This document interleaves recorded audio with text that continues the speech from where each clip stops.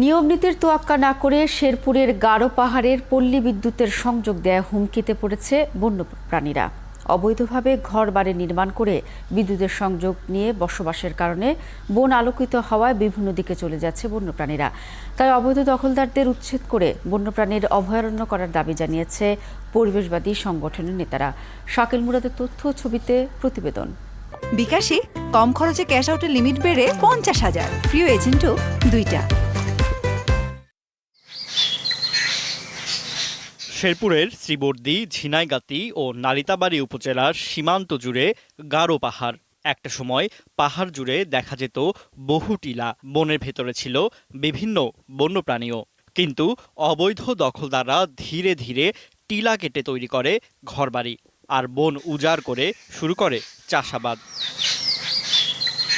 আবার কোনো ধরনের নিয়মনীতির তোয়াক্কা না করে টাকার বিনিময়ে বনের ভেতরে অবৈধ ঘরবাড়িতে পল্লী বিদ্যুতের সংযোগ দিয়ে বসবাস করছেন তারা। বিদ্যুতের সংযোগের ফলে বনের ভেতরটা আলোকিত হয়, বিভিন্ন দিকে চলে যাচ্ছে বন্যপ্রাণীরা।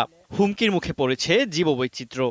প্রতি বাড়ি 4,000 টাকা করে নিছে, পরে কারেন্ট আনি দিছে। কাগজপাতিও লাগে না, কিছু না, ওরা লিস্ট করছে, বাস খালি নাম স্বাক্ষর গুলাই করছে।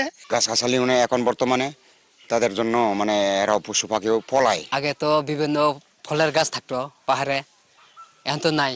এমন অবস্থায় দ্রুত অবৈধ দখলদারদের উচ্ছেদ করে বন্যপ্রাণীর অভয়ারণ্য করার দাবি জানিয়েছেন পরিবেশবাদী সংগঠনের নেতারা।